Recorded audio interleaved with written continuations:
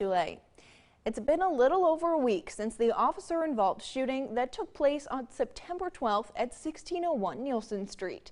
That incident resulted in the death of 61-year-old David Litz. And yesterday, the Utica Police Department released a video that included both the 911 call audio and police body camera footage from several officers who were on scene that night.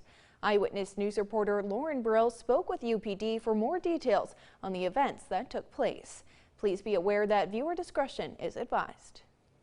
After watching the critical incident community briefing released by the Utica Police Department, you may still have some questions about what took place last week on Nielsen Street. Well, to start off, Sergeant Michael Curley explains to me that the entire incident lasted about 10 to 15 minutes. You know, as you can see in the video that we released, Mr. Litz's behaviors unfortunately dictated the situation that came later in the actions of the officers thus forth. And, and that, unfortunately, when the escalation happened, lasted a very short amount of time, but the entirety of the incident was about 10 to 15 minutes.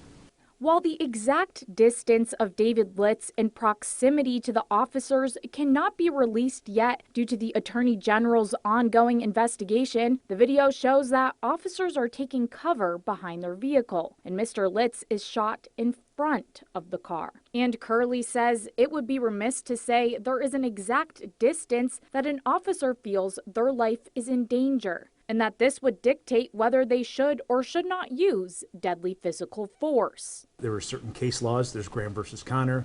There is Tennessee versus Garner that dictates all use of force by use of a police officer. And pretty much it states that the officer on scene, his values, his personal experiences, his view of the scene on time is what dictates his use of force on the scenes. In the video, we also hear Litz claim that his brother was killed by the police 10 years ago. We have not been able to verify either one of those statements. Certainly nothing involving the Utica Police Department with respect to his brother that we're aware of at this point.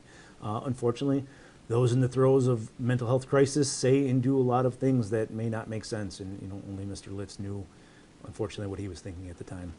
Sergeant Curley explains that the intent of this video was not to change people's opinions, but rather to be transparent about the events that took place. We clipped together some times that we felt, based on his language and the officer's use of force and the officer's dialogue with him, that we felt were important. So we just hope people understand the totality of the situation that occurred at that time and what the officers really tried to do to de-escalate the situation to have Mr. Litz drop the knife, unfortunately culminating with him being shot. Now, the Attorney General's investigation can take anywhere from 6 months to a year. And as a result, the Utica Police Department will have to leave some questions unanswered for now. Reporting in Utica, Lauren Brill, Eyewitness News.